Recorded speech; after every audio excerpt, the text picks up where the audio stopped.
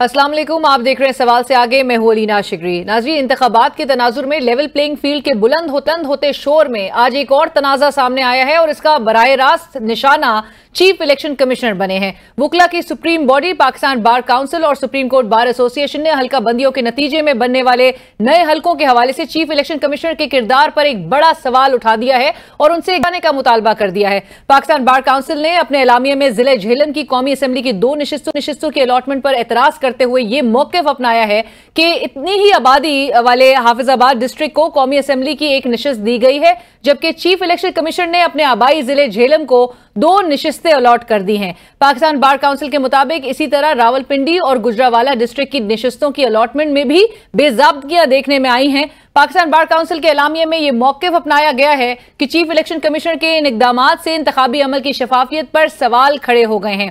Pakistan bar council के मुताबिक chief election commissioner ने मुख्तलिफ सियासी जमातों के लिए मुख्तलिफ अदालतें लगा रखी है। इसी तनाजुर में पाकिस्तान बार काउंसिल ने जल्द ही पाकिस्तान भर के तमाम वुकला का एक नुमाइंदा कन्वेंशन बुलाकर मुश्तरका लाएअमल मनाने और अपनाने का ऐलान कर दिया है। दूसरी जानिब सुप्रीम कोर्ट एसोसिएशन ने ज्यादा सख्त मौक़िफ़ अपनाते हुए यह कहा है कि इंतखाबी अमल में सामने आने वाली बेज़ाब्तियों के तनाजुर में चीफ इलेक्शन कमिश्नर की अहलियत पर सवाल खड़ा हो गया है।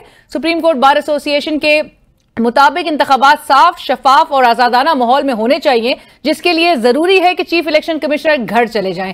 वुकला तंजीमों के इन एतराज पर इलेक्शन कमीशन का मौक़िफ़ भी सामने आ गया है, जिसमें यह वाजे कर दिया गया है कि चीफ इलेक्शन कमिश्नर के आबाई जिले में कोई इजाफी निशिस्त पैदा नहीं की गई और इस नौयत की खबर गलत है। इलेक्शन कमीशन के बकौल chief election commissioner Sikandar Sultan Raja किसी के दबाव में नहीं आएंगे और ना ही ब्लैकमेल होंगे। आज के दिन में आने वाले दीगर इवेंट्स में इलेक्शन कमीशन को ही मरकजी हैसियत हासिल रही और इलेक्शन कमीशन ने निगरां मुशीर जनाब आहद चीमा साहब को उनके ओहदे से हटाने के अहकाम भी जारी कर दिए हैं। इलेक्शन कमीशन ने आहद चीमा को उनके ओहदे से हटाने के लिए दायर की गई दरख्वास्त को मंजूर करते हुए यह करार दिया कि आहद चीमा साबिक हुकूमत का हिस्सा रहे हैं और अब भी वो इलेक्शंस पर असरअंदाज हो सकते हैं। इन निगरां वफाकी वजीर बराए निजकारी फवाद हसन फवाद साहब को उनके ओहदे से हटाने की दरख्वास्त पर समाअत 21 दिसंबर को होगी। आज की तीसरी अहम खबर भी नाजरीन इलेक्शन कमीशन से ही जुड़ी हुई है, जिसके मुताबिक पाकिस्तान तहरीक इंसाफ के इंट्रा पार्टी इलेक्शन की दरख्वास्तों पर इलेक्शन कमीशन ने समाअत मुकम्मल करने के बाद फैसला महफूज कर लिया है। 2 दिसंबर को होने वाले इंट्रा पार्टी इंतखाबात पर इलेक्शन कमीशन ने पीटीआई को 40 सवालात पर मबनी एक सवालनामा दिया था, जिसको पीटीआई वुकला के जवाबात के साथ इलेक्शन कमीशन में जमा करवा दिया गया है। पीटीआई इलेक्शन कमीशन से यह मुतालबा कर रही है कि इंट्रा पार्टी इंतखाबात का फैसला जल्द सुनाया जाए। अगर 70% अवाम से ताल्लुक रखने वाली पार्टी का इलेक्शन सिंबल डिस्प्यूटेड है और अभी तक क्लियर नहीं है, तो लेजिस्टिमेसी भी अब इलेक्शन की वो भी बड़ी क्वेश्चनेबल होगी। मेहरबानी करके इस मैटर को 22 से पहले कंक्लूड कर ले। सवाल से आगे में आज का फोकस रहेगा कि बार काउंसिल्स और वुकला तंजीमों का चीफ इलेक्शन कमिश्नर पर अदम एतमाद का इजहार क्या बता रहा है। क्या वुकला तंजीमें किसी की ईमा पर इंतखाबी अमल को मुतनाज़ा बनाना चाहती हैं? चीफ इलेक्शन कमिश्नर के कंडक्ट पर सवाल उठने से क्या इंतखाबी अमल मुतनाज़ा हो गया है? इलेक्शन कमीशन को 4 माह बाद ये याद क्यों आया कि निगरां मुशीर जनाब आहद चीमा साहब इंतखाबात पर असरअंदाज हो सकते हैं? और क्या पीटीआई का इंतखाबी निशान बल्ला इलेक्शन कमीशन में बुरी तरह से फंस गया है? और नाज़रीन, इस वक्त प्रोग्राम में हमें ज्वाइन कर रहे हैं हारून रशीद साहब, vice chairman Pakistan bar council, और हमारे साथ प्रोग्राम में शिरकत करेंगे कंवर दिलशाद साहब, साबिक secretary election commission of Pakistan, और इस वक्त आप मुशीर बराए कानूनी और पार्लिमानी उमूर पंजाब में। अस्सलाम वालेकुम, बहुत शुक्रिया हारून साहब, कंवर साहब हमें प्रोग्राम में ज्वाइन करने के लिए। हारून साहब, गुफ्तगू का आगाज आपसे सर। ये जो आज पाकिस्तान बार काउंसिल की जानिब से जो प्रेस रिलीज सामने आई है, simultaneously supreme court bar association की तरफ से भी वही रिजर्वेशंस का इजहार किया गया है चीफ इलेक्शन कमिश्नर के हवाले से। बुनियादी सवाल तो यही है हारून रशीद साहब कि हल्का बंदियां जिसकी फहरिस्त तकरीबन 19 दिन है, वो गुजरने के बाद ही पाकिस्तान बार काउंसिल को क्यों ख्याल आया और कैसे ख्याल आया कि चीफ इलेक्शन कमिश्नर साफ और शफाफ मुनसिफाना इलेक्शंस नहीं करवा सकते और अब उनको घर जाना चाहिए, और उनका डिफरेंट कोड्स हैं उनके फॉर डिफरेंट पॉलिटिकल पार्टीज? वैसे देखें, हमने तो चीफ इलेक्शन कमीशन की तरफ से जो नेग्लिजेंस हुई है या ये समझ सोची समझी स्कीम है, इसके तहत कि अफजाबाद की आबादी अगर 13,20,000 है और झेलम की आबादी 13,80,000 है, और जेहलम की आबादी में 2 लोगों को 2 सीट्स दी गई हैं, एलोकेट की गई हैं, और हाफजाबाद में 1 की गई है। इसी तरह गुजरांवाला की आबादी में कम पॉपुलेशन है और सीट्स ज्यादा दी गई हैं। इसी तरह रावलपिंडी में सीट्स कम दी गई हैं। हरिपुर में आबादी 14 लाख है और सीट 1 है। तो इस तरह की ये लोगों के एक बेसिक राइट्स जो है उसकी इंफ्रिंजमेंट हुई है, जिसको हमने पॉइंट आउट किया है कि ये जो इन्होंने सीट एलोकेशन की है ये गलत की है और ये नहीं होनी चाहिए। वैसे तो अब सुप्रीम कोर्ट ने भी ऑर्डर कर दिया है कि ये सारे एतराजात जो है इलेक्शन के बाद देखे जाएंगे। हाँ। हमारा मेन मकसद तो वैसे यही है कि इलेक्शन होने चाहिए और इलेक्शन फ्री एंड फेयर होनी चाहिए, लेकिन पार्टियों को पार्टिसिपेट करने का मौका दिया जाए। इलेक्शन कमीशन की तरफ से पे ये एतराज हमारे जरूरी है कि उन्होंने ये जो एलोकेशन है ये दुरुस्त नहीं की। राइट कंवर साहब, बार काउंसिल्स के जो चीफ इलेक्शन कमिश्नर के कंडक्ट पर एतराजात कितने संजीदा आप समझते हैं, कितने संजीदा हैं, और क्या इन एतराजात के बाद सारा इंतखाबी अमल आपकी नजर में मुतनाज़ नहीं हो गया? बहरहाल हमारे मोहतरम दोस्त है हारून रशीद साहब, आइन और कानून के माहिर हैं, हम बड़ा उनको रिस्पेक्ट करते हैं और बड़ी अहम फोरम के वो प्रेसिडेंट हैं। लेकिन सबसे बड़ी अहम बात है, हम अपने कानून के बारे में बात करेंगे जैसे कानून आइन कहता है। इलेक्शन कमीशन ऑफ पाकिस्तान ने जो हल्का बंदियों के बारे में जो सुप्रीम कोर्ट ऑफ पाकिस्तान ने जजमेंट दी, ये इससे पहले 6 जून 2018 को उस वक्त के chief justice of Pakistan Saqib Nisar साहब ने भी सरदार रजा साहब जो थे चीफ इलेक्शन कमिश्नर, उनकी दरखास्त पर यह फैसला दिया था कि अगर हल्का बंदियों के हतमी नोटिफिकेशन के बाद अदालतों ने इस पर कार्रवाई शुरू की तो हम इंतखाबात नहीं करवा सकेंगे। तो इस लिहाज से उस वक्त के चीफ जस्टिस पाकिस्तान ने हुक्मनामा जारी किया कि जब हतमी रिजल्ट सामने आ जाए उसका दिल्ली हल्का बंदियों का, तो फिर इस पर कोई अदालतें जो हैं में चैलेंज नहीं किया जा सकता। तमाम 4 हाई कोर्ट्स में जो केस दर समात थे वो सारे कदम हो गए। तो अब जो ऑनरेबल क़याम मकाम चीफ जस्टिस पाकिस्तान ने जो फैसला किया वो गालिबन जस्टिस साकिब निसार साहब के फैसले को मद्देनजर रखा होगा। जब एक हतमी रिजल्ट सामने आ गया है तो ज़ाहिर है मजबूरी है हल्का बंदी हो जाए तो फिर साथ इलेक्शन का शेड्यूल भी आ जाए तो फिर इलेक्शन जो है मुतासर होता है। तो बाकी रह गया हल्का बंदियों पर जो उम्मीदवार होते हैं जिन्होंने इलेक्शन लड़ना होता है, उनके लिए बड़ी जबरदस्त इंतखाबी जंग है।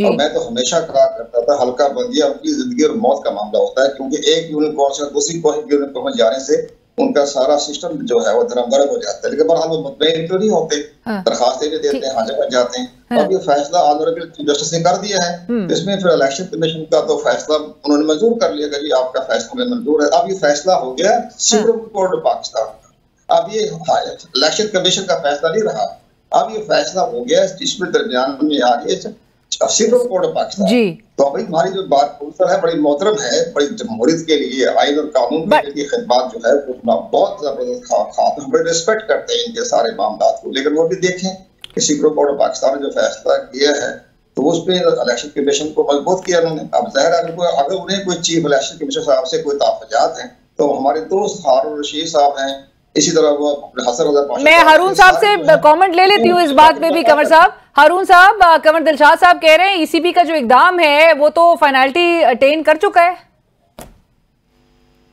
नहीं, अब हो चुका है सारा कुछ, लेकिन ये हमारे एतराजात थे और अब तो सुप्रीम कोर्ट इलेक्शन के बाद ही इन एतराजात को कंसिडर करेगी कि ये एतराजात जेन्युइन है कि नहीं है। बेसिक चीज तो इलेक्शन का होना है और इलेक्शन को होना चाहिए। पर हारून साहब फिर फायदा क्या हुआ आप लोग के ये एतराजात उठाने का? और आज तो चीफ इलेक्शन कमिश्नर ने अपने रद्द-ए-अमल में भी ये कह दिया कि वो किसी के दबाव में नहीं आएंगे और किसी फर्द की जाती ख्वाहिश पर किसी हल्का बंदी को तब्दील भी नहीं किया जा सकता। तो चीफ इलेक्शन कमिश्नर किसी तौर पीछे हटने को या घर जाने को तैयार नहीं है। तो ऐसे में हारून साहब फिर अब वुकला कन्वेंशन में क्या फैसला होने जा रहा है? देखिए वो तो जो भी फैसला होगा, लेकिन हम तो चाहते हैं कि इलेक्शन हो। हम तो चीफ इलेक्शन कमीशन को पे कोई दबाव नहीं डालते, ना ही हमारा ये कोई पर्सनल है। ये तो एक कौमी मसला है जो कि आइन और कानून के मुताबिक हल होना चाहिए था। लोगों का बेसिक राइट था वोट पोल करना और उनके जो कैंडिडेट्स हैं उनकी पॉपुलेशन के मुताबिक होनी चाहिए जितनी भी सीट्स हैं।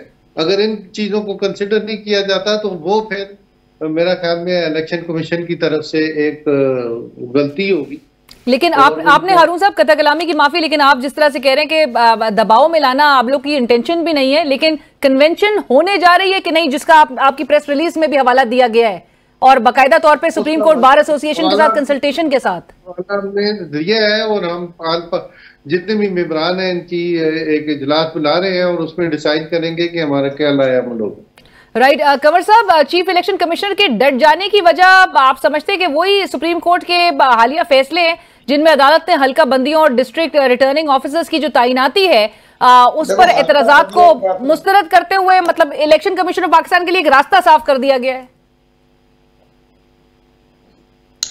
जब मैंने अर्ज किया जो हल्का बंदियों के बारे में सुप्रीम कोर्ट ऑफ पाकिस्तान ने जो हुक्मनामा जारी कर दिया और किसी अदालत में चैलेंज नहीं किया जा सकता था, हल्का बंदियों के बारे में जो फैसला आ गया वो इलेक्शन कमीशन का नहीं रहा, वो सुप्रीम कोर्ट ऑफ पाकिस्तान का फैसला है। और सुप्रीम कोर्ट ऑफ पाकिस्तान ने कहा कि किसी अदालत में चैलेंज नहीं किया जा सकता। इसमें इलेक्शन कमीशन जाहिर है उनके फैसले को तौसीह कर दिया, अपने फैसला सुप्रीम कोर्ट का हो गया है। सुप्रीम कोर्ट ऑफ पाकिस्तान ने हुक्मनामा जारी किया कि हम कल इलेक्शन को डिले नहीं होने देंगे और ये इंतखाबात अमल का पूरा करेंगे 8 फरवरी को। और हल्का बंदिया का जो हतमी रिजल्ट आ गया इसके बाद कोई किसी अदालत में चैलेंज नहीं किया जा सकता। ये तो सुप्रीम कोर्ट का फैसला है ना, ये तो काम तो खत्म हो गया इलेक्शन पाकिस्तान में। एक छोटी सी मिसाल होती है जब नोट, लेकिन इससे कंवर साहब इससे तासुर मिला और एतराजात भी बहरहाल अभी भी फैसला आने के बावजूद भी एतराजात तो सामने आ रहे हैं। और वुकला मूवमेंट का भी हारून साहब की पाकिस्तान बार काउंसिल ने उसका भी इशारा दे दिया है। सो अगर ऐसे में मामला जाते हैं तो आप नहीं समझते कि मतलब वो इदारा जिसने साफ शफाफ इंतखाबात को यकीनी बनाना है, यकसा मौके फराम करना है, लेकिन उस पर एतराज़ात अगर आयद किए जा रहे हो कि वो सारी जमातों के लिए उसके जो कोड्स हैं वो मुख्तलिफ हों, ऐसे में कोई इस पर नजर नहीं डाली जाएगी? इस पर कोई एतराज नहीं उठेगा? मजीद कोई इतराज नहीं उठेगा। 1956 से लेकर हमारे 2 थारो शीर का पता है पूरे कानून का आइन का, तो 1956 से लेकर ये 2023 के जितने भी आए ना चीफ इलेक्शन कमिश्नर, उन सब पर इतराजात होते हैं कि कोई चीफ इलेक्शन कमिश्नर पाकिस्तान का जो है वो इतराज से मुबर्रा नहीं हुआ। ये तो हमारी रवायत है, ये तो हमारी कहानी है। ये तो बकायदा 1956 से लेकर 2023 तक जितने भी चीफ इलेक्शन कमिश्नर आए सब पे इतराजात होते रहे। ये पार्टी के अपने ख्यालात होते हैं, अपना मंशूर होता है, अपना तरीकेकार होता है। एक और सही, एक और चीफ इलेक्शन एतराज करने से इदारे मजबूत होते हैं। हारून रशीद साहब ने एतराज किया जिससे इदारा मजबूत हुआ है, अपनी गलतियां देखेगा, अपनी गलतियां देखेगा। हमसे ऐसी गलतियां ना हो जाए कि हमें सुप्रीम कोर्ट बार एसोसिएशन भी देख रही है और पाकिस्तान बार पोस्ट में देख रही है, इसलिए इदारे मजबूत हो रहे हैं। ये उन्होंने खिदमत अच्छी से खिदमत से अंजाम दी है हारून साहब। बिल्कुल, और हारून साहब ने जिस तरह से पहले ही अर्ज किया कि इंटेंशन उनको दबाव में लाना नहीं था, लेकिन कंवर साहब कह रहे हैं हारून साहब इससे इदारा एटलीस्ट मजबूत होगा या जो तासुर उनके बारे में बन रहा है उसको थोड़ा रेक्टिफाई करने की कोशिश की जाएगी। लेकिन हारून साहब एक और तासुर बन रहा है और वो ये है कि वुकला इलेक्शन के अमल को मुतनाज़ा बनाने के लिए किसी के ईमा पर ये सब कुछ कर रहे हैं, ऐसा ही है? नहीं, ऐसी कोई बात नहीं है ना। तो हम किसी के कहने पे या किसी की डिक्टेशन पे नहीं चलते। हमारी जो ऑब्जेक्शन आए हैं वो ऑन रिकॉर्ड आए हैं, ये सारे हल्कों ने ये नोट भी कर लिए हैं और इस तरह की जो अगर आइंदा भी गलतियां होंगी तो फिर हम कोई एक्शन जरूर लेंगे। हारून साहब, एक एक्शन के हवाले से ये सवाल जरूर अब उठेगा कि पाकिस्तान बार काउंसिल या सुप्रीम कोर्ट बार एसोसिएशन तो एटलीस्ट हमें नजर है, लेकिन वो रोल क्यों नहीं देखा हमने वुकला की जानिब से, जब इसी साल के आगाज से जो चेन ऑफ इवेंट्स रहे जिसमें 90 दिन की मियाद जो है उसको क्रॉस होते हुए देखा हमने। 2 सूबों में इंतखाबात अपने वक्त पर नहीं हुए और सुप्रीम कोर्ट के अहकामात को जिस तरह से फ्लाउट किया गया उसके लिए कोई आप लोग की तरफ से इकदामात या कोई इस तरह की प्रेस रिलीजेस भी नहीं नजर आई? देखिए ना, वो तो इलेक्शन डिसॉल्व जो प्रोविंशियल असेंबली डिसॉल्व कर दी गई थी वो भी गलत हुई थी। जब उनका एक टाइम रहता है और उनकी कोई हालात ऐसे नहीं थे, कोई इमरजेंसी नहीं थी कि ये जरूरी हो कि वो असेंबलियां डिसॉल्व कर दी जाए, और उस वक्त के वो जो चेयरमैन पीटीआई हैं वो अपनी मर्जी के मुताबिक उन्होंने तो नेशनल असेंबली भी डिसॉल्व कर दी थी और उसी पे प्रेसिडेंट ने आधे घंटे पर डिसॉल्व कर दी थी। तो ये तो मुल्क को नुकसान पहुंचा है माशी तौर पर भी, और अवाम के राइट्स पे हमला किया गया है। ताकि वो अगर होते तो अपनी टेन्योर पूरा करती वो असेंबलियां असम्बलियां तो मौजूद थी और वो काम कर रही थी, उस पर किसी किस्म का कोई ऑब्जेक्शन नहीं था। सिर्फ अपने ही वहां पर कि मुझे गवर्नमेंट मिल जाए, मैं असम्बलियां डिसॉल्व पहले कर लूं, इलेक्शन असम्बलियों, प्रोविंशियल असम्बली और कौमी असम्बली का अलग-अलग हो। बहुत बहुत शुक्रिया हारून रशीद साहब, vice chairman Pakistan bar council, और कमर दिलशाद साहब, साबिक सेक्रेटरी इलेक्शन कमिश्नर पाकिस्तान, हमें प्रोग्राम में ज्वाइन करने के लिए। हारून रशीद साहब कहते हैं पाकिस्तान बार काउंसिल की जो आज प्रेस रिलीज जारी की गई है उसमें उनका इरादा बिल्कुल चीफ इलेक्शन कमिश्नर ना ही इलेक्शन कमिश्नर पाकिस्तान को किसी दबाव में लाना है। अलबत्ता इंटेंशन ये थी जो कि कमर दिलशाद साहब कहते हैं कि शायद पाकिस्तान बार काउंसिल ये चाहती है कि वो अपनी कमजोरियों को, या इससे इदारा जो है वो मजबूत होता हुआ दिखाई दे, अपनी कमजोरियों को रेक्टिफाई किया जाए, उसको बेहतर बना के मुल्क में जो इंटेंशन है वो ये है कि फ्री, फेयर और ट्रांसपेरेंट इलेक्शंस का इनेकाद यकीनी बनाया जाए। इसी के साथ ही बढ़ेंगे एक ब्रेक की तरफ। ब्रेक के बाद जब हम वापस आएंगे तो नून लीग इस वक्त क्या सोच रही है। आज उनका 13वां पार्टी का इजलास जरूर मुनक्किद किया गया, लेकिन उसके साथ साथ ही आज ही एक अहम फैसला इलेक्शन कमिश्नर पाकिस्तान की जानिब से आहा चीमा साहब और जिस निगरां काबीना पर एतराज उठाया जा रहा था दीगर सियासी जमातों की जानिब से कि वो नून लीग की एक्सटेंशन है, उस हवाले से नून लीग क्या राय रखती है, क्या रद्द अमल है, वो जानेंगे एक ब्रेक के बाद। और नाज़रीन, आज इलेक्शन कमीशन ऑफ पाकिस्तान की जानिब से जो बड़ा फैसला किया गया, और अगरचे ताखीर के साथ, लेकिन इस पर बात करेंगे। और जो माहौल इस वक्त इंतखाबात से कबल बना हुआ है, इंतहाई चार्ज्ड माहौल है, ऐसे में लेवल प्लेइंग फील्ड के जो मुतालबा है वो भी जोर पकड़ता हुआ दिखाई दे रहा है। और ना सिर्फ अब सियासी जमातें इसमें, बल्कि सुप्रीम कोर्ट बार एसोसिएशन हो, पाकिस्तान बार काउंसिल हो, वकला भी अब इस आवाज में आवाज मिला रहे हैं। इस हवाले से गुफ्तगू होगी। सीनियर रहनुमा पाकिस्तान मुस्लिम लीग नवाज सेनेटर आसिफ किरमानी साहब इस वक्त हमें ज्वाइन कर चुके हैं। किरमानी साहब अस्सलाम वालेकुम, बहुत शुक्रिया हमें ज्वाइन करने के लिए। किरमानी साहब, लाइक आई सेड, आज इलेक्शन कमीशन ऑफ पाकिस्तान ने जो ये अहम फैसला दिया है, और शहबाज शरीफ साहब के बतौर चीफ मिनिस्टर पंजाब दौर में उनके साथ काम करने वाले ब्यूरोक्रेट, और बाद में बहरहाल पीडीएम दौर के भी दौरान वफाकी काबीना का हिस्सा रहने वाले आहा चीमा साहब, उनको फौरी तौर पर निगरां काबीना से हटाने का हुक्म दिया गया है आज इलेक्शन कमीशन की जानिब से।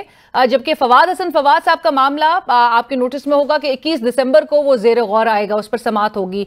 पीपल्स पार्टी और दीगर सियासी जमातें, आपको पता है, कसरत के साथ ये इल्जाम लगा रही थी कि निगरां काबीना नून लीग हुकूमत की एक्सटेंशन है, उसका ही तसलसल है। और आज के फैसले से नून लीग पर तनकीद जो है वो बहरहाल किरमानी साहब क्या दुरुस्त साबित हो गई है, और ये भी साबित हो गया है कि निगरां काबीना गैर जानेदार नहीं है। बिस्मिल्लाहिर्रहमानिर्रहीम, शुक्रिया Alina BB for having me in your show. अच्छा देखिए, ये जो गवर्नमेंट सर्वेंट्स होते हैं ना, ये कोई किसी खास हुकूमत के तो मातहत नहीं होते, और मुख्तलिफ अदवार में मुख्तलिफ जो ये गवर्नमेंट सर्वेंट्स होते हैं, इन्होंने अपनी खिदमात देनी होती हैं। अब जाहिर है कि इलेक्शन कमीशन को कोई शिकायत मौसूल हुई होगी, मैं I am not aware of that, लेकिन जाहिर है एक शोर मचा हुआ था जी कि ये शायद इन लोगों ने काम किया है, तो इन लोगों ने तो और भी बहुत से लोगों के साथ काम किया होगा। फवाद ने भी बहुत से लोगों के साथ काम किया होगा, अहद ने भी बहुत से लोगों के साथ काम किया होगा, लेकिन हाउएवर मेरा ख्याल है कि उस एक शोर था, एक खामखा का एक लेवल प्लेइंग फील्ड, तो इलेक्शन कमीशन का मैं समझता हूं कि उन्होंने ये फैसला करके तो उन लोगों को, जाहिर है जो अगर कोई एतराज कर रहे थे तो जाहिर उनके एतराज दूर कर दिया अगर कोई ऐसी बात थी। चूंकि किरमानी साहब, इलेक्शन कमीशन ने जो ये फैसला दिया है उसमें ये नतीजा अखज़ किया है कि ये साहब आहद चीमा साहब अब ये इलेक्शंस पर असरअंदाज हो सकते हैं। देखिए, ये तो एक प्रिजम्पशन है ना कि हो सकते हैं। इलेक्शन कमीशन का अपना काम है। देखिए, इससे तो इलेक्शन कमीशन अपनी कमजोरी जाहिर कर रहा है कि एक ऑफिसर जो रहा है, एक ब्यूरोक्रेट जो रहा है, जो रिटायर्ड है अब गालिबन, और वो क्या इलेक्शन कमीशन से ताकतवर है, ये कहना चाह रहा था इलेक्शन कमीशन के असरअंदाज हो सकता है। इलेक्शन कमीशन को इतना ताकतवर खुद होना चाहिए और इतना असर्टिव होना चाहिए कि किसी भी की जुर्रत ना हो कि वो इलेक्शन में किसी किस्म की भी कोई हैंकी फैंकी कर सके। तो आपके ख्याल में जो 4 माह ताखीर से आया था, ये फैसला पहले आ जाना चाहिए था अगर उनके ऑब्जेक्शंस रेज किए जा रहे थे, क्योंकि शुरू दिन से ही? देखिए, कुछ तो ये इल्जामात का बड़ा यहाँ एक पाकिस्तान में ट्रेंड चल पड़ा है कि लोगों के पास सबूत होता नहीं है और वो इल्जामात की सियासत शुरू कर देते हैं। और बजाय ये कि अपनी कारकर्दगी पर बात करें, अपने जो भी उनके रिस्पेक्टिव गवर्नमेंट्स आई हैं उसके बारे में बताएं कि उन्होंने एक कॉमन मैन के लिए क्या किया, महंगाई के लिए क्या किया, गुर्बत के लिए क्या किया, बेरोजगारी के लिए क्या किया, यूथ के लिए क्या किया। अब इस किस्म की वो एक नॉन इश्यूज में पड़ जाते हैं, मैं समझता हूँ। लेकिन ठीक है, अगर इलेक्शन कमीशन ने जो मुनासिब समझा उन्होंने फैसला कर दिया जी। सो आपके ख्याल में ये एक मुनासिब फैसला था? देखिए, अब ये एक इलेक्शन कमीशन का प्रोरोगेटिव है और उसने जाहिर है किसी बुनियाद पर उसको लगा होगा कि भाई खामखा की एक ये जो कंट्रोवर्सी पैदा हो रही है उसको खत्म करने के लिए अगर उन्होंने कर दिया तो मैं नहीं समझता इसमें कोई ऐसी है कोई बहुत बड़ा कोई इशू वाली बात है। बस ठीक है, अगर उन्होंने समझा कि नहीं होना चाहिए तो नहीं, बस ठीक है, अल्लाह खैर सलाह। असल चीज जो है ना, मैं अर्ज करूं कि जो इलेक्शन कमीशन का असल काम है वो है to ensure fair, free, transparent and independent elections. असल टास्क ये है, चाहे आप किसी को अगर आप हटा के करते हैं, किसी को नहीं हटा के करते हैं, the onus lies on the election commission to hold fair, free elections. आपने बिल्कुल दुरुस्त कहा और इसी नुक्ते पे आज हमें supreme court bar association, Pakistan bar council वो अपने सीरियस रिजर्वेशंस, अपने कंसर्न्स का इजहार करते हुए दिखाई दिए और साथ साथ उन्होंने ये भी ऐलान कर दिया है कि very soon Pakistan representative convention भी जो है वो मुनक्किद किया जा रहा है। लॉयर्स मूवमेंट का ऐलान किया है कि ये जल्द जो है लाइन ऑफ एक्शन को फॉर्मुलेट करने के लिए ये लॉयर्स मूवमेंट जो है कंडक्ट की जाएगी, कन्वेंशन कंडक्ट किया जाएगा। और चीफ इलेक्शन कमिश्नर साहब बड़े सीरियस रिजर्वेशंस आयद किए गए हैं। किरमानी साहब, ये कहा गया है कि he has different codes for every political party और इंडिविजुअल। आपको लगता है कि ये चीफ इलेक्शन कमिश्नर पे इंतखाबात से चंद रोज कबल ये एलिगेशंस आयद होना, कंसर्न्स का इजहार होना, ये एक सही सिमत की तरफ लेके जा रहा है? और नून लीग क्या इसमें नून लीग की भी राय है कि वाकई में ट्रांसपेरेंट इलेक्शंस कंडक्ट करवाने में इलेक्शन कमीशन का इस वक्त role under the current chief election commissioner वो थोड़ा मशकूक साबित हो रहा है? मैं समझता हूं अलीना बीबी के कुछ लोग तो ऐसे हैं जो यहाँ चाहते हैं कि वो इलेक्शंस जो हैं वो कंट्रोवर्शियल हो जाएं और उनको कंट्रोवर्शियल करने के लिए हो सकता है उनकी ख्वाहिश हो कि उसके as a first step election commission को किया जाए। हालांकि ये वही लोग हैं, अगर आप देखा जाए, मैं चले खुल के बात कर लेता हूँ कि इलेक्शन कमीशन का जो अपॉइंटमेंट हुई थी, जो मौजूदा करंट इलेक्शन कमिश्नर है, उसकी अपॉइंटमेंट तो की थी पीटीआई ने जी। अब ये बात मुझे ये समझ नहीं आती कि या तो इलेक्शन से ये भागना चाह रहे हैं लोग, कुछ हैं जो नहीं कंटेस्ट करना चाह रहे, जिनको उम्मीदवार नहीं मिल रहे, जिनकी पार्टी जो इस वक्त जो है वो तितर बितर हुई है, और इसमें ये वुकला मूवमेंट कहां से आ गई जी, मुझे ये समझाइए। मैं यही पूछना चाह रही हूँ आपसे कि तहरीक इंसाफ तो चले एक जगह एतराज अपना उठा रही है और बड़े अरसे से उठा रही है, लेकिन ये जो वुकला अब इस पर और बार्स जो अब सामने आ गई हैं और वो लॉयर्स मूवमेंट का जो इशारा दे रही हैं, ये मामला को किस तरफ लेके जा रहा हो? क्या ये भी आप समझ रहे हैं और आपका कहने का मकसद है कि तहरीक इंसाफ की ईमा पे हो सकता है? देखिए, यहाँ पाकिस्तान में बदकिस्मती से एक तो पावर पॉलिटिक्स जौन सी है वो हो रही है, नंबर 1, और फिर ये एक पोलराइज सोसाइटी हो गई है और यहाँ कोई भी शख्स जौन सा है वो ये दावा नहीं कर सकता कि जी वो न्यूट्रल है या नहीं है। अब इसमें बज़ाहिर तो मुझे यही लगता है बज़ाहिर कि ये एक सारा एक इलेक्शन प्रोसेस के बारे को एक डिस्प्यूट खड़ा करने की कोशिश की जा रही है उन कुव्वतों की तरफ से जो नहीं चाहते कि यहाँ पाकिस्तान में सियासी या मुआशी इस्तेहकाम आए। एंड एक और मैं अर्ज़ करना चाहूँगा कि देखिए, अब इलेक्शन का ऐलान हो गया, 8 फरवरी का सुप्रीम कोर्ट ने ऐलान कर दिया। कुछ लोग गए थे ना लाहौर हाई कोर्ट में और उस पर प्रॉम्प्टली सुप्रीम कोर्ट ने उनको वहां से अपना हुक्म दिया कि नहीं भाई ये आप करें, 8 फरवरी का हर सूरत होगा, पत्थर पे लकीर जिसको कहते हैं। लेकिन मैं ये समझता हूँ कि देखिए ये वुकला तहरीक जो चलाना चाह रही हैं वुकला साहिबान, उसका क्या एजेंडा क्या है, TOR क्या है? मतलब ये मुझे बताया जाए ना कि माजी में तो नवाज शरीफ साहब ने एक तहरीक चलाई रूल ऑफ लॉ के लिए, दीगर वुकला की तहरीक भी थी वो जो वो कह रहे हैं transparent, free, fair, transparent elections के इनेकाद के लिए ये मूवमेंट जो है वो निकाली जाएगी और रिप्रेजेंटेटिव कन्वेंशन जो कंडक्ट किया जाएगा वो फर्दर लाइन ऑफ एक्शन करेगा। लेकिन बुनियादी नुकता यही है कि इलेक्शन कमीशन ऑफ पाकिस्तान, जिसकी ये बुनियादी जिम्मेदारी है कि इस वक्त लेवल प्लेइंग फील्ड और तमाम सियासी जमातों को यकसा मौके फराहम किए जाए, ये बुनियादी उनका नुकता है। मैं इस हद तक तो मैं उनसे इत्तेफाक करता हूं। अब मेरा जरा बड़े आराम से मैं जरा 1 मिनट दीजिएगा। मैं तो यहां तक कहता हूं कि ये जो इलेक्शंस हैं इनमें जो लोग सानहा 9 मई में डायरेक्टली या इनडायरेक्टली मुलव्विस थे, जो लोग केसेस का सामना कर रहे हैं, जिन लोगों पर मुकदमात हैं, जिन लोगों ने पाक फौज पर हमला किया, रियासत पाकिस्तान पर हमला किया, जिना हाउस पर हमला किया, शोहदा की बेहुरमती की, उनको तो किसी सूरत भी सियासत में हिस्सा लेने की इजाजत नहीं होनी चाहिए, नंबर 1। लेकिन मैं साथ ये भी समझता हूं एज अ पॉलिटिकल वर्कर कि पीटीआई को, कि वो लोग जो इस सानहा में मुलव्विस नहीं है, किसी तरह भी बेगुनाह हैं, उनको और पीटीआई को एज अ पार्टी हिस्सा लेने की भी इजाजत होनी चाहिए। बल्कि मैं तो यहां तक कहूंगा कि उनको बल्ले का भी निशान दें, ताकि दूध का दूध पानी का पानी जाहिर हो कि भाई ये एक शोर है कि जी बड़ा उनका जोर है, बड़ा जोर है, होगा, लेकिन उसका असल फैसला तो इलेक्शन वाले दिन होगा। अभी तो ये हाल है कि वो कहते हैं जी कि हमारे तो हम खंबे भी खड़े कर दें तो उसको भी वोट पड़ेगा। तो अब ये तो फैसला 8 फरवरी को होगा कि अवाम जो है वो खंबों को वोट देती है या बंदों को देती है। अभी तो मुझे खंबे भी दूर दूर नजर नहीं आ रहे। तो कहने का ये मतलब है कि मैं तो यहां तक समझता हूं कि लेवल प्लेइंग फील्ड की जो बात की जाती है कि हर उस शख्स को जिसने कोई रियासत पाकिस्तान पर 9 मई को हमलावर नहीं हुआ, पाक फौज पर हमलावर नहीं हुआ, GHQ पर हमलावर नहीं हुआ, उसको, और वो मासूम है, उसको इजाजत होनी चाहिए और इनको दें बल्ले का निशान भी। और पीटीआई को इजाजत होनी चाहिए इलेक्शन लड़ने की, राइट। लेकिन किरमानी साहब, साथ साथ वो तमाम अफराद जिनका आप जिक्र भी कर रहे हैं, अगर जिनके हवाले से केसेस ज़ेरे इल्तवा हैं, देर इनोसेंट अनलेस प्रूवन गिल्टी, तो ये तो अदालतें डिसाइड करेंगी कि वो उनका कसूर है, और वो कब डिसाइड होता है, लेकिन तब तक तो वो बिल्कुल इसमें इलेक्शंस का हिस्सा बन सकते हैं।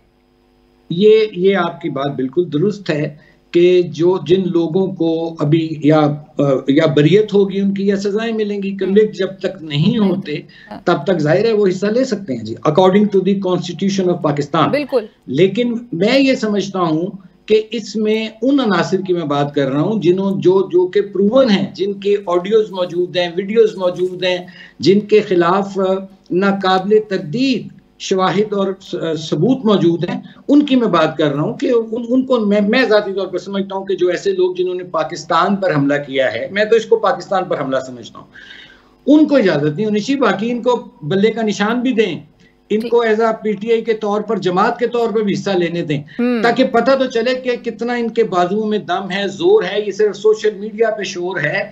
असल तो देखिए, मैं ये सर्वेज भी जो होते हैं इनमें मैं टारगेटेड सर्वेज होते हैं, मैं नहीं बिलीव करता इसमें। मेरे नजदीक असल तो सबसे बड़ा सर्वे जो है वो होगा 8 फरवरी को, जो अवाम फैसला देंगे। किरमानी साहब, उससे पहले बहरहाल जलसे और वो माहौल तो एटलीस्ट दिखना चाहिए जिसमें नून लीग भी अवाम में नजर आए, जलसे का इनेकाद करे। इस वक्त तो आपका आज बहरहाल आपकी पार्टी का 13वां इजलास हो रहा था, लेकिन साथ साथ उससे पहले आपकी क्या राय है, ये जो साबिक निगरां वजीर दाखिला सरफराज बुख्ती साहब ने पीपल्स पार्टी में शमूलियत इख्तियार की है, क्या जो बार बार लेवल प्लेइंग फील्ड मांगने वाली एक सियासी जमात, इसको निगरां काबीना के रुकन को पार्टी टिकट देना चाहिए?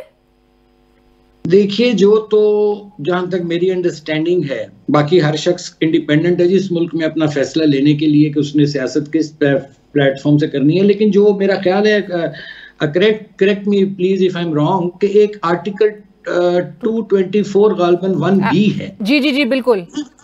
वो तो ये कहता है कि कोई भी caretaker minister, cabinet, even caretaker prime ministers, they are not eligible for the immediately following elections. उसके 2 साल 5 साल बाद कर सकते हैं। अब मुझे नहीं पता कि आया उन्होंने, जिन्होंने मसूफ ने शमूलियत इख्तियार की है, बुख्ती साहब ने, क्या वो इलेक्शन लड़ने के अहल हैं या नहीं हैं, आई डोंट नो। लेकिन किरमानी साहब, कता कलामी की माफी, लेकिन जो जवाब पेश किया जा रहा है वो ये है कि ये भी प्रोविजन मौजूद है कि वो इंतखाबात का जब शेड्यूल अनाउंस कर दिया जाए उससे पहले तक अगर वो इस्तीफा दे दे तो फिर वो इलेक्शंस में कॉन्टेस्ट कर सकते हैं। ये एक डिबेटेबल इशू है और इसका जो फाइनल, जो मेरा ख्याल है फैसला है, वो तो फिर करेगा जो रिटर्निंग ऑफिसर है, जो वो जो प्रोविंशियल इलेक्शन कमिश्नर्स हैं, जब कागजात नामजदगी दाखिल होंगे तभी सूरत हाल वाज़िया होगी, चूंकि इस पे अभी कंफ्यूजन है। बट लेकिन आइन जो कह रहा है उसकी शिक 224(1)B, उसमें मैंने ये नहीं पढ़ा जो आप फरमा रही हैं। नहीं, आपने बिल्कुल दुरुस्त कहा। 224(1)B यही कहता है कि members of the caretaker cabinet including the caretaker prime minister and the caretaker chief minister and the immediate family members shall not be eligible to contest the immediately following elections to such assemblies. तो ये बात दुरुस्त है। और charter of democracy का भी section 31 का गुज़िश्ता रोज मैंने पीपल्स पार्टी से भी इस बात पर और उनसे जवाब जरूर मांगा था कि 31 का वो जो सेक्शन था उसका क्या होता है कि जब केयरटेकर ना तो मेंबर्स ना ही उनके इमीडिएट रिलेटिव्स पार्टिसिपेट ही नहीं कर सकते हैं, कॉन्टेस्ट ही नहीं कर सकते हैं इलेक्शंस में। बट लेकिन किरमानी साहब, आप समझते हैं कि इस पे इलेक्शन कमीशन ऑफ पाकिस्तान को इसको नोटिस इस पे लेना चाहिए? देखिए, ये इलेक्शन कमीशन ऑफ पाकिस्तान जो है उसको हर उस चीज पर मैं समझता हूँ नोटिस लेना चाहिए जो वो समझे और जो हकीकतन जो खिलाफे आइन और कानून हो। मैं तो बड़ी एक जनरल बात कर रहा हूँ, चूंकि I am not a lawyer, मुझे नहीं पता कि इसकी और क्या इसमें मामलात हैं, लेकिन कोई भी अगर ऐसा इंसिडेंस है जिसमें कि आइन और कानून पर वो चीज पूरी नहीं उतरती, तो उस पर जरूर इलेक्शन कमीशन को चाहिए कि वो एक्शन भी ले। चूंकि देखिए, इस मुल्क में अलीना बीबी गुजारिश ये है कि जो रियल इशू इस वक्त हो रही है पावर पॉलिटिक्स, और मैं तो जाती तौर पर ये समझता हूं कि ठीक है, ये सीट एडजस्टमेंट्स, इत्तेहाद, ये दे ऑल एक पावर पॉलिटिक्स की रिफ्लेक्शंस होती हैं, और इंडिपेंडेंट लोगों को अपनी जमातों को इलेक्शन में लड़ना चाहिए, अपना अलग-अलग तशख़्ख़ुस कायम रखते हुए अपनी अलग मंशूर देना चाहिए। क्योंकि जो देखिए जो इश्यूज हैं पाकिस्तान के, महंगाई है, गुर्बत है, बेरोजगारी, और फिर आपका 60 to 65% ऑफ यूथ एक है, और वो उसमें अक्सरियत अनएम्प्लॉयड है। बिल्कुल। अब जाके घरों में देखे ना लोगों के कि जिन माँ बाप की कमर टूट गई अपने बच्चों को तालीम दिलवाते हुए, आज उनके हाथों में डिग्रियां हैं लेकिन उनके हाथों में रोजगार नहीं। किरमानी साहब, इस वक्त बिल्कुल जो आप इस वक्त हकायक बयान कर रहे हैं, क्यों नहीं हमें मियां साहब की तकरीर में, मियां साहब जो आज भी वो जो टॉक कर रहे थे अपने पार्टी के 13वें इजलास में, बार बार माजरत के साथ, लेकिन 90 की दिहाई की बातें क्यों हो रही हैं? क्यों नहीं मौजूदा हकायक के हवाले से कोई रोड मैप का इशारा दिया जाता या उसकी तरफ कोई बात की जाती या आवाम को बताया जाता कि किस तरह से मुल्क को अब आगे लेकर बढ़ना है, या वो सिर्फ और सिर्फ पिछले मामलात का इजाले करने का हवाला देते रहेंगे? देखिए, मियां साहब को नई बात नहीं कर रहे, उनका मतमा नजर यही हमेशा रहा है।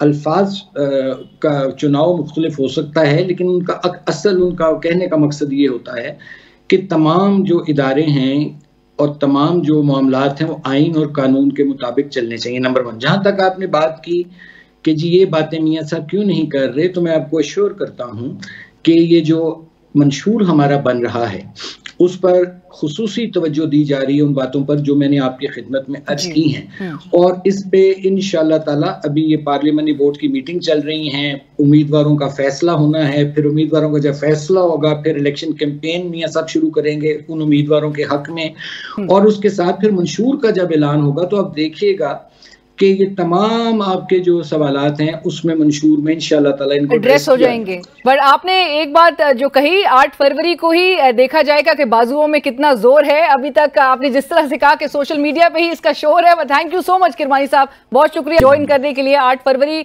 को इंतखाबात के दिन अवाम फैसला किसके हक में करती हैं और किसका मंशूर अवाम को भाता है, वो 8 फरवरी के दिन ही पता चलेगा। इसी के साथ ही बढ़ेंगे ब्रेक की तरफ, लेकिन ब्रेक के बाद जब हम हाजिर होंगे हम बात करेंगे पाकिस्तान तहरीक इंसाफ की जो मुश्किलात हैं, और आज भी इलेक्शन कमीशन ऑफ पाकिस्तान के आगे वो यही मुतालबा करते हुए दिखाई दिए कि उनको पार्टी सर्टिफिकेट जो है वो इशू किया जाए। पार्टी का जो सिंबल है जो उसके लिए बहुत ही अहम और बहुत मायने रखता है वो उससे ना छीना जाए। यही पाकिस्तान तहरीक इंसाफ का अब तक का मुतालबा सामने आया है, और क्या फैसला किया जाता है इस पर जरूर बात होगी एक ब्रेक के बाद। नाज़रीन, ब्रेक के बाद हम बात करेंगे। आज इलेक्शन कमिश्नर पाकिस्तान में पाकिस्तान तहरीक इंसाफ के इंट्रा पार्टी इलेक्शन से मुताल्लिक समाअत हुई और 5 रुकनी कमीशन ने समाअत की और साथ साथ पाकिस्तान तहरीक इंसाफ का मुतालबा यह है कि इलेक्शन कमीशन पाकिस्तान जिसने कि इस मामले पर फैसला महफूज कर लिया है वो जल्द अज जल्द फैसला सुनाए ताकि बल्ले का निशान और उसको अलॉट किया जाए, क्योंकि अब द क्लॉक इज टिकिंग। अब जो शेड्यूल सामने आए इंतखाबात के हवाले से वो 22 तारीख तक कागजात नामजदगी उम्मीदवारों की वो जमा होनी है। मामलात किस तरह से पाकिस्तान तहरीक इंसाफ के लिए इस वक्त हैं और मजीद कितनी चैलेंजेस उनको पेश आ रही है, इस पर गुफ्तगू करेंगे। हमें ज्वाइन कर रहे हैं पाकिस्तान तहरीक इंसाफ के चीफ इलेक्शन कमिश्नर, सीनियर माहिर कानून और सीनियर रहनुमा पाकिस्तान तहरीक इंसाफ जनाब नियाजुल्लाह नियाजी साहब। नियाजी साहब अस्सलाम वालेकुम, बहुत शुक्रिया ज्वाइन करने के लिए। नियाजी साहब, ये जो मौजूदा सूरत हाल है आप बताएं बेहतर कि पाकिस्तान तहरीक इंसाफ के ये जो बल्ले का निशान है और इंट्रा पार्टी इलेक्शन है, इस पर इलेक्शन कमीशन ऑफ पाकिस्तान की जानिब से फैसला तो महफूज हो गया है, लेकिन साथ साथ 22 तारीख का जिस तरह मैंने जिक्र किया कागजात नामजदगी भी जमा होने की आखिरी तारीख है उम्मीदवारों के हवाले से, और पाकिस्तान तहरीक इंसाफ अब उनके लिए कितने मजीद चैलेंजेस बढ़ गए हैं और आप क्या उम्मीद कर रहे हैं इस वक्त, फैसला कब तक मुतवक्के है? जी बिस्मिल्लाहिर्रहमानिर्रहीम। आपको पता है कि जब हमने इलेक्शन का शेड्यूल दिया 29 तारीख को, तो अपना प्रोसीजर जो हमारा इंट्रा पार्टी कॉन्स्टिट्यूशन है और हमारे इंट्रा पार्टी इलेक्शन रूल्स हैं, उसके प्रोसीजर हमने अडॉप्ट किया। इलेक्शन कमीशन के उस ऑर्डर को कंप्लाइज किया। हमने तमाम चीजें वहां जमा करा दी, डॉक्यूमेंट जो हमने इलेक्शन जो लोगों के नोटिफिकेशन से जमा कराने के बाद जो जो इतराजात लगे उनको हमने रिमूव किया। पहली दफा कुछ इतराजात लगे, हम खुद जाते रहे, उसके बाद 11 इतराजात लगे, वो रिमूव किए। कल जो पिटीशन पहले हुई, आर्गूमेंट्स हुई, वो हुई थी जो 15 लोगों ने आके मुख्तलिफ किस्म की पिटीशन दी, जो एक ही पिटीशन थी समझो। उन्होंने पिटीशन दे दी कि हमें इस प्रोसेस का हिस्सा नहीं बनाया गया इलेक्शन का, वो कल सुन के उस पर फैसला महफूज हो गया। ये दूसरी थी कि एक 40 क्वेश्चन और दे दिए गए कि आपके प्रोसीजर में ये लैप्सेस हैं। आज हमने पूरा उसका जवाब दे दिया है। वो है एक ही क्वेश्चन, तकरीबन फिर एक ही क्वेश्चन कर रहे हैं, हमने उनका जवाब दे दिया है और इंशाअल्लाह जो हमारा जवाब था इंतहाई सेटिस्फैक्टरी था। अच्छा। अब आपका जो मेन क्वेश्चन है कि अब इलेक्शन कमीशन के ऊपर है। हम तो पहले भी पेशावर हाई कोर्ट क्यों गए, हमने इसी वजह से हमने प्रोसीजर अडॉप्ट कर दिया। 158 के तहत हमारे चेयरमैन ने सर्टिफिकेट जमा करा दिया, तो हमें इशू होना चाहिए, नोटिफिकेशन इशू होना चाहिए, नोटिफाई होना चाहिए सिंबल का निशान। अब देखें कि पेशावर हाई कोर्ट में आज भी हम गए हुए थे, पेशावर हाई कोर्ट ने एडवर्स ऑर्डर से रोका हुआ है, लेकिन ये नहीं रोका कि इनके हक में फैसला ना करें। अब 7 दिन का टाइम है, आपने बिल्कुल बचा कहा। हम भी यही कह रहे हैं कि आज हमने उन्होंने कहा था इलेक्शन मेंबरान को कि आप हमारा, उन्होंने कहा जी कोई कंसर्न नहीं, हम जल्दी करेंगे, लेकिन कितना जल्दी कि हमें चाहिए कि कल तक फैसला कर दें। पहले देखिए तहरीक, लेकिन नियाजी साहब ये बात जरा आवाम को भी समझाइए। आप जिस तरह जिक्र कर रहे हैं कि एक तरफ आप पेशावर हाई कोर्ट में जा चुके हैं, पिटीशन दायर कर रखी है कि इलेक्शन कमीशन इसको इंट्रा पार्टी इंतखाबात के हवाले से कोई भी फैसला सुनाने से रोका जाए, और इस पर अदालत ने बज़ाहिर आपने जिस तरह से मेंशन किया कि स्टे ऑर्डर नजर आ रहा है, जारी कर रखा है। दूसरी तरफ जो आप इलेक्शन कमीशन से ये कह रहे हैं कि वो इंट्रा पार्टी इंतखाबात का फैसला भी सुनाए और साथ ही बल्ले का निशान भी आपको अलॉट कर दे, उसका सर्टिफिकेट भी जारी कर दे, ये दोनों बातों में तजाद नहीं है? नहीं, मैं बता देता हूँ। हम पेशावर हाई कोर्ट गए क्यों? जब हमने इलेक्शन प्रोसीजर को पूरा मुकम्मल कर दिया और अकॉर्डिंग टू कॉन्स्टिट्यूशन और अकॉर्डिंग टू रूल इलेक्शन करवा दिए और इसी ECP के ऑर्डर की कंप्लायंस में हमने तमाम डॉक्यूमेंट जमा करवा दिए, तो 158 रूल ये कहता है इलेक्शन एक्ट के तहत जो रूल्स हैं कि आप 7 दिन के अंदर सिंबल जारी करें, लेकिन इलेक्शन कमीशन उसको लिंगर ऑन कर रहा था। इलेक्शन कमीशन के पास और कोई मैंडेट नहीं है, हमारा सिंबल को नोटिफाई कर रहा था जिस तरह बाकी पार्टियों के किए हैं। हम पेशावर हाई कोर्ट डायरेक्शन सीख की हमने कि इलेक्शन कमीशन ऑफ पाकिस्तान को डायरेक्ट किया जाए कि मेरे पार्ट पे जितनी चीजें थी वो मैंने पूरी कर दी, तो इलेक्शन कमीशन के लिए कोई रुकावट नहीं है, वो हमें सिंबल जारी करे और हमारे खिलाफ किसी बेस पे एडवर्स ऑर्डर ना करे। पेशावर हाई कोर्ट ने लोग स्टेटस को गलत इंटरप्रेट कर रहे हैं। पेशावर हाई कोर्ट ने एडवर्स ऑर्डर से रोका है और ये नहीं रोका, पहले एक हमारी पिटीशन में, इमरान खान की पिटीशन में, ये नहीं रोका कि अगर हमारे हक में वो सिंबल जारी करना चाहते हैं तो वो करें, लेकिन इस बुनियाद पे, क्योंकि उस पिटीशन के बाद एक उन्होंने फिर मुझे नोटिस दे दिया कि आप ये 11 क्वेरीज का जवाब दें। उस नोटिस को भी हमने इम्प्यूम किया हाई कोर्ट में। इस्लाम जो पेशावर हाई कोर्ट है उसने कहीं ये नहीं रोका कि आप पीटीआई को सैंबल जारी न करें। हम तो पेशावर हाई एडवर्स ऑर्डर के आप एडवांस ऑर्डर उनको कहा है कि ये क्योंकि हम एडवांस ऑर्डर में हमने ये मांगा कि हमने तमाम चीजें कंप्लीट कर दी, अब हमारे फिर ना कोई इलेक्शन प्रोसेस को रुकावट के लिए हमें सैंपल से महरूम ना किया जाए, क्योंकि हमारा दूसरी दफा जो ईसीपी ने ऑर्डर किया हमने उसकी कंप्लायंस कर दी है। सो यानी कि इलेक्शन कमीशन ऑफ पाकिस्तान अगर आपके खिलाफ फैसला दे नहीं सकता जी, आपके खिलाफ फैसला, पाकिस्तान तहरीक इंसाफ के खिलाफ फैसला इलेक्शन कमीशन ऑफ पाकिस्तान नहीं दे सकता। हमारे खिलाफ फैसला हमने ये कहा था कि हमारे खिलाफ, क्योंकि हमारी रिक्वायरमेंट्स पूरी है, क्योंकि ये फैसला अगर होगा तो मेलाफेडी बेस पे होगा, क्योंकि according to inter party election हमने तमाम प्रोसीजर को अडॉप्ट करते हुए, मैंने बतौर चीफ कमिश्नर, मेरे रिटर्निंग ऑफिसर, तमाम प्रोसीजर को अडॉप्ट करके हमने डॉक्यूमेंट जमा करा दिए। और अब हमारी आज भी यही रिक्वेस्ट थी हमारे वकला की, हमारी भी, कि जी क्योंकि 22 तारीख से नॉमिनेशन पेपर्स हैं, हमें जल्दी से ये फैसला महफूज उसी तरह ना कर दिया जाए जिस तरह पिछला महीना। लेकिन लेट से एक तो बहरहाल जानिबदाराना होने का हमेशा से एक इंप्रेशन रहा है, पाकिस्तान तहरीक इंसाफ की एलिगेशन रही है बल्कि इलेक्शन कमीशन ऑफ पाकिस्तान पे। लेट से इस मौजूदा सिनेरियो में भी अगर वो बरकरार रखते हुए आपके खिलाफ ही फैसला देगा, तब तो वो खिलाफ फैसला देने से फिर आप इज्तनाब करेगा और मामला इसी तरह से हमें खटाई में पड़ते हुए दिखाई देंगे। देखिए, मैं आपको कि हमने आज ये भी कहा कि आपके पास जितनी पॉलिटिकल पार्टीज हैं, क्या आप बताएं कि ये 40 क्वेश्चन आपने किसी पार्टी को दिए हैं? आपने पहले हमें 10 क्वेश्चन दिए, फिर 4 दिए, फिर 40 क्वेश्चन दिए, और हमारी सारी चीजें भी कंप्लीट हैं। इसके बावजूद आप किसी पार्टी को कोई नोटिस नहीं दिया, सबके आपने सैंपल जारी कर दिए। हमारे देखिए, हम प्रोसेस से बाहर नहीं जाएंगे। हमारी जो हमारे लीडर से ही बात हुई है, हमारे साथ जितना जुल्म होगा, जिस तरीके से पार्टी को प्रोसेस से बाहर करेंगे, हम जमहूरी प्रोसेस कैसा बनते जानना चाहते हैं। अगर इस फैसले को पहले तो हमें पॉजिटिव सोचना चाहिए। ठीक है, आज हमारी उम्मीद है क्योंकि हमने सारी चीजें कर दी, हमें सैंपल जारी होगा। अगर नहीं होता तो हमारे पास आगे कॉन्स्टिट्यूशनल कोर्ट से हम वहां जाएंगे। लेकिन आज हमें उम्मीद ये है कि जितने 40 क्वेश्चन थे वो हमने जवाब दे दिए। और आपको क्वेश्चन इस तरह, आपने कहा 40 क्वेश्चंस के जवाब बहुत तफसीली और आईनी और कानूनी तरीका भी फॉलो किया गया, लेकिन आपको इलेक्शन कमीशन ऑफ पाकिस्तान का अब तक बहरहाल मूड क्या नजर आ रहा है न्याजी साहब? देखिए, इलेक्शन कमीशन का मूड तो हर किसी को नजर आया। इलेक्शन कमीशन अगर इस तरह करता तो हम आज तक प्रोसेस से बाहर बैठे होते।